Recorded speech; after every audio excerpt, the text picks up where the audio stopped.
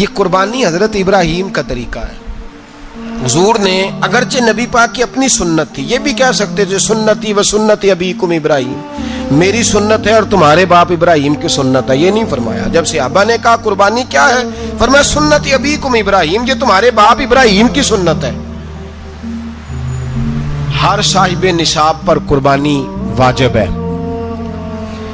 جو زکوٰۃ کا نصاب رکھتا ہو اس پر قربانی واجب ہے، یعنی ضروریات سے زیادہ اتنے پیسے، جتنے پیسوں سے زکوٰۃ فرض ہوتی ہے اتنے پیسے جس آدمی کے پاس قربانی سے پہلے آ جائیں اس آدمی پر قربانی کرنا واجب ہے.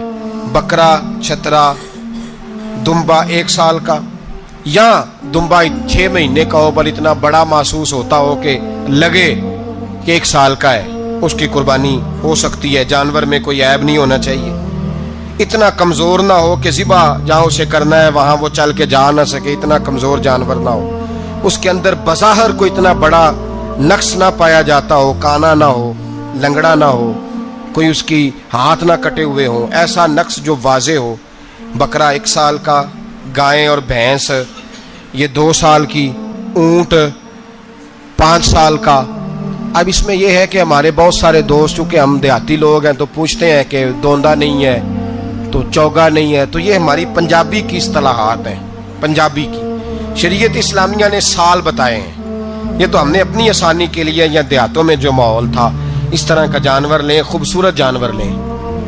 جو نصاب ہے وہ بھی میں نے آپ کو بتایا، لیکن ایک اور پہلو بھی ہے. نبی پاک صلی اللہ علیہ وسلم پہ زکوٰۃ کبھی فرض نہیں ہوئی، کبھی حضور پہ زکوٰۃ فرض نہیں ہوئی. نبی پاک صلی اللہ علیہ وسلم کے پاس اتنا سرمایہ کبھی اکٹھا ہوا ہی نہیں کہ زکوٰۃ فرض ہو. لیکن نبی پاک کے صحابہ فرماتے ہیں کہ مدینے کے 10 سالوں میں اللہ کے رسول نے ہر سال قربانی فرمائی ہے، ہر سال قربانی دی.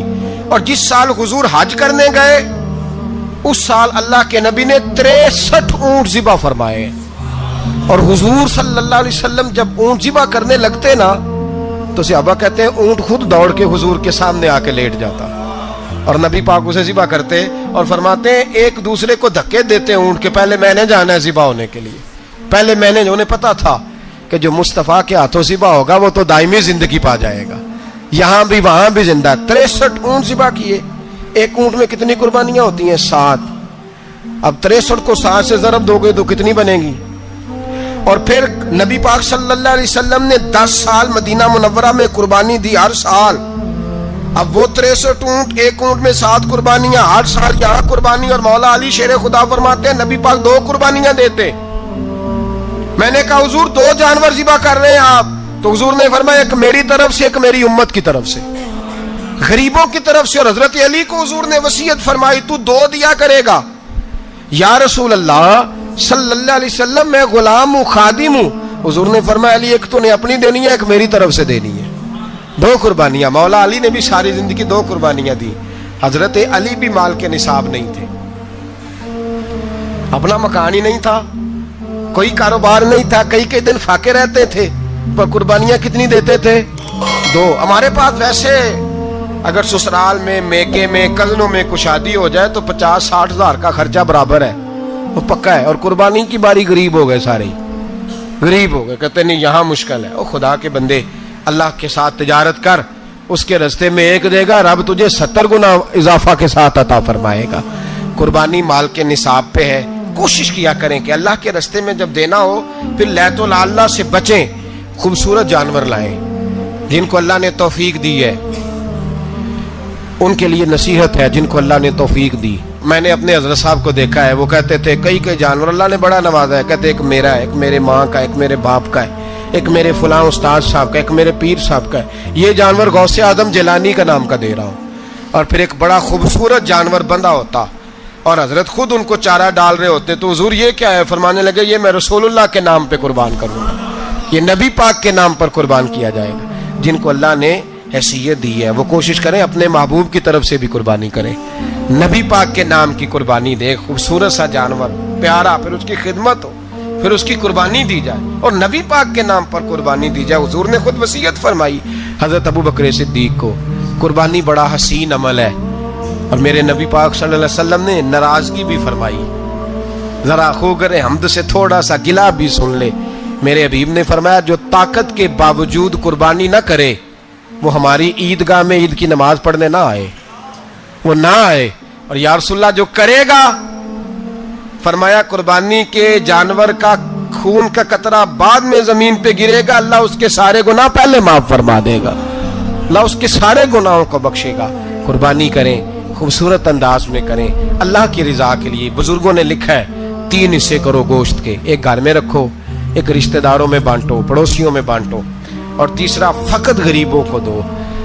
لیکن میں اکثر یہ سوچتا ہوں کہ ہمارے ہاں قربانی کرتا ہی وہ ہے جن کے گھر میں ہر جمعرات کو چھوٹا گوشت پکتا ہے, اور جن کے گھر میں ہفتے میں 3 دفعہ مرغی کا گوشت پکتا ہے, وہی تو قربانی دینے کے قابل ہوتے ہیں.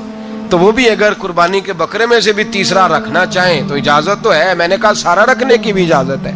لیکن اگر آپ مہربانی کریں, کوشش کریں کہ یار ہم تو سارا سال ہی کھاتے ہیں, اور ہمارے یہاں جو گوشت تقسیم ہوتا ہے نا وہ بھی باری لگی ہوئی ہے, ادھر سے پلیٹ آئی تھی گوشت کی تو ادھر سے بھر کے چلی گئی. بھئی اس نے کی ہے, اس کو بار بار گوشت دینے کا کیا مطلب ہے؟ آپ یہ دیکھیں عزیزوں میں, رشتہ داروں میں, اور میں اگر تھوڑا سا آپ کی توجہ کرانے میں کامیاب ہو جاؤں تو سفید پوش لوگوں کو دیکھیں. کچھ سفید پوش ہیں, سفید پوش جن کے اوپر قرضے ہیں, بیماریوں نے جکڑ لیا ہے, گھر میں بڑے بڑے سخت مریض آ گئے ہیں, سفید پوش پہلے دیا کرتے تھے. آپ ان سے پوچھتے ہیں صاحب قربانی, تو بات کو ٹالتے ہیں. وہ کہتے ہیں سوچ رہا ہوں کوئی حصہ ڈال جائے, پردہ پوشی کرتے ہیں, کہتے ہیں کہیں حصہ رکھا ہوا ہے, پردہ پوش. اکثر وہ لوگ قربانی نہیں دے پاتے, اکثر دیا کرتے تھے اب نہیں دے پا رہے. کیوں؟ اس لیے کہ مشکلات ایسی آ گئیں. ان لوگوں کا خیال کریں, ان کے گھروں تک گوشت پہنچا کے آئیں, ان پر توجہ کریں. وہ سفید پوش آدمی کبھی ذکر نہیں کرے گا. کچھ تو ایسے ہیں جو خود پہنچ جاتے ہیں کہ ہمیں گوشت دیا جائے, لیکن کچھ سفید پوش ہیں لا یسألون الناس الحافا.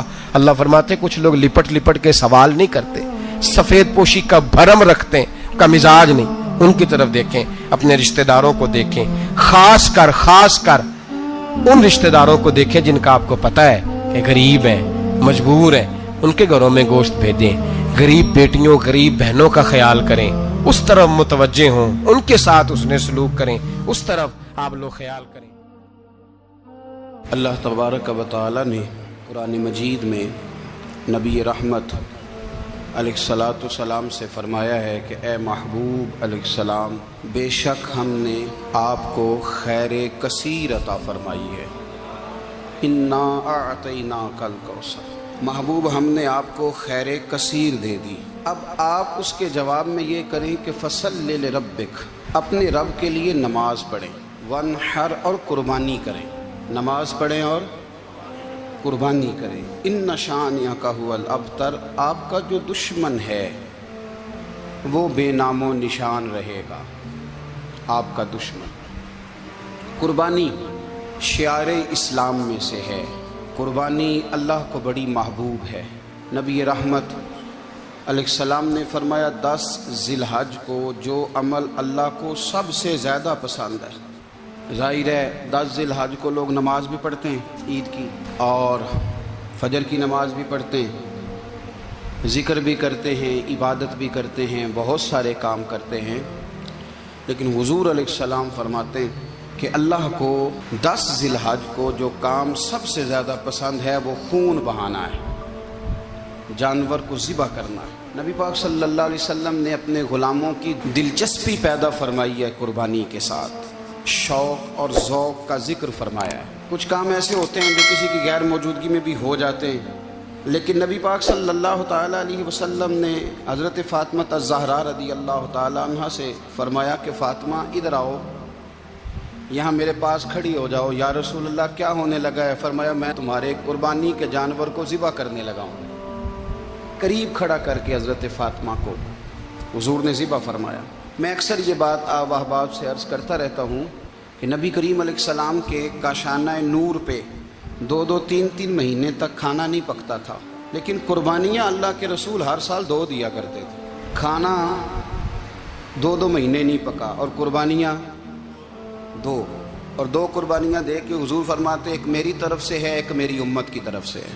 مولا کائنات شیر خدا حضرت علی المرتضیٰ رضی اللہ تعالیٰ عنہ, گھر میں فقر رہتا تھا, تین تین دن امام حسن اور حسین تین تین دن بغیر سحری اور افطار کے کھجور اور پانی کے ساتھ روزہ رکھتے تھے، کھجور اور پانی کے ساتھ روزہ کھولتے تھے، پر قربانیاں مولا علی ہر سال 2 دیا کرتے تھے۔ ہمارے